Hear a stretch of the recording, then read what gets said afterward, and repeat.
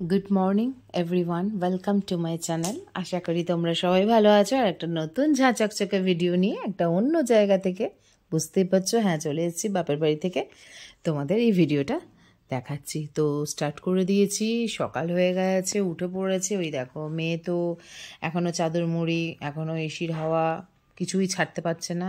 আমি চান টান করে এসে মাথাটা মুছছি, আর ওদিকে ছেলে দাঁত মাজছে, আর ওর বাবা গেছে বাথরুমে। যথারীতি একদিনের জন্য চলে এসেছি। দাঁড়াও একটু জল খেয়ে নিই, গলাটা একবারে শুকিয়ে যাচ্ছে, এত গরম।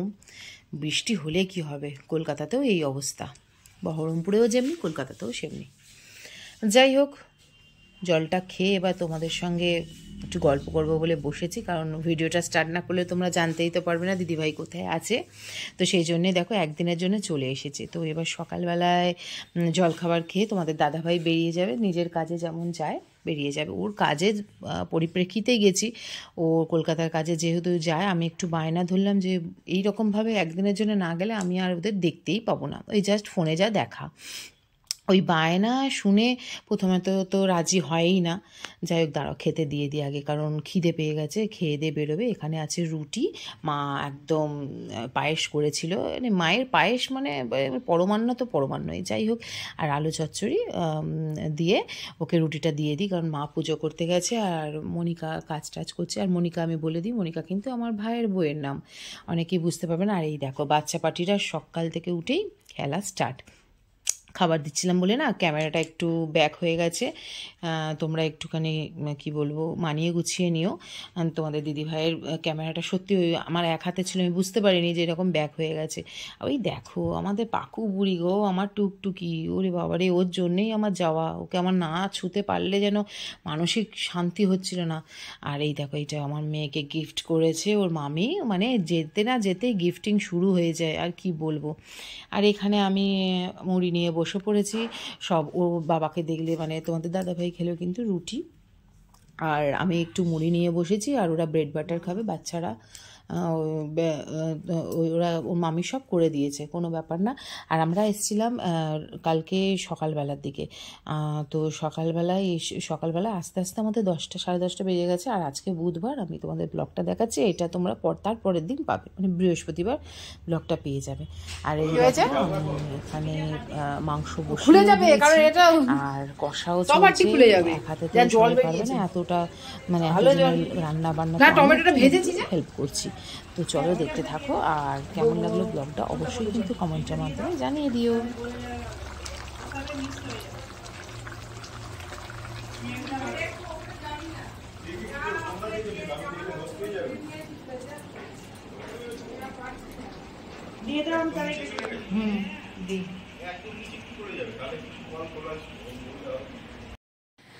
তো মোটামুটি এখন দুপুর হয়ে গেছে, তো দেখো মোটামুটি রান্নাও হয়ে গেছে। আজকে সেভাবে রান্নার কিছু নেই। আর এইখানে দেখো বসিয়ে দিয়েছি, আর কী হবে বুঝতেই পারছো, এত বড়ো হাঁড়িতে অবশ্যই ভাত হয় না। তো এখানে হবে ফ্রায়েড রাইস করবো। আর ফ্রায়েড রাইসের জন্য, আর এখানে হয়েছে মাছ, ঠিক আছে, এখানে আছে থালাতে মাছের পটল আলু দিয়ে একটু মাখা মাখা করেছি। আর এখানে আছে দেখো এক কড়া ধনে পাতা দিয়ে চিকেন। আর এদিকে ফ্রাইড রাইস হবে বলে সব কেটে কুটে রাখাই আছে, আর স্যালাডটা কাটতে হবে। তো মোটামুটি কমপ্লিট হয়েছে। তো প্রচণ্ড গরম করছে, ভাতটা বসিয়ে দিয়ে এবার হাতে নাতে করছি। ভাইয়ের বউ করছে, আমিও করছি হাতে নাতে। ও বাচ্চাটা আছে তো ভীষণ দুষ্টু বাচ্চা, একটু বললাম এসিটা চালিয়ে দাও, তো এসিটা একটু বসবো। আর আজকেই আমরা আবার বেরিয়ে যাব, কাল এসেছি যে এই আসতে কর, বেরিয়ে যাব। কি গরম, সব জায়গাতেই খুব খুব খুব গরম। যাই হোক, এইটা ফ্রাইড রাইসটা হয়ে গেলে আমাদের কমপ্লিট। আর আমরা এখান থেকে আজকে যাব 7টা 20, আমাদের তো রিজার্ভেশন করে না, এই 7টা 20 ট্রেনে যাব, যেটা পৌঁছাতে 11টা সাড়ে 11টা বেজে যায়। তো যেহেতু বেরোতে হবে 5টা সাড়ে 5টায়, তো চলো আস্তে আস্তে গুটিয়ে নিই। আর এই যে খেলছে, আর একজন ফোন দেখছেন, এই হচ্ছে ব্যাপার। তো চলো এখানে দেখো খাওয়াটা ঠিক তখন দেখাতে পারিনি, কি বলো তো, ক্যামেরা না ধরতেই বাবা, পারিনি। ওই যে তো লক্ষ্মী তোমাদের তোমায় এখন মুখে দেখিয়ে দিই তুলছে, যে সেই দেখানো হয়ে গেল লক্ষ্মীকেই তুমি যে যদি চিকেন অবহেলা রান্না করো। করছিলাম, আর এখানে কিন্তু ফ্রাইড রাইস রান্না করে নিয়েছিলাম। তো ওটা কন্টেনারে করে আমার মা দিয়ে দিল, কারণ রাত্রিবেলা অনেকটা রাত হয়ে যাবে, প্রায় 11টা 11:30 বেজে যাবে বাড়ি যেতে যেতে। এখানে দেখো কন্টেনারে সব তুলেও দিয়েছে, ঠান্ডা করতে রেখেছি। ঘরে এসি চলছে, আর ঠান্ডা ঠান্ডা না নিলে যদি পচে পচে যাই হোক, এসিতে যাচ্ছি না, নর্মাল ট্রেন, কারণ আমার তো আগে থেকে রিজার্ভেশন ছিল না। তো চলো দেখতে থাকো। দেখতে দেখতে আমি চলে এলাম কিন্তু শিয়ালদা স্টেশনে, এবং শিয়ালদা স্টেশনে এসে আমরা ট্রেনে বসেও পড়েছি, আর চালাও হয়ে গেছে। ট্রেনটা ভীষণ ভালো, 7টা 20 ট্রেন, আর 6টায় দিয়ে দিয়েছে।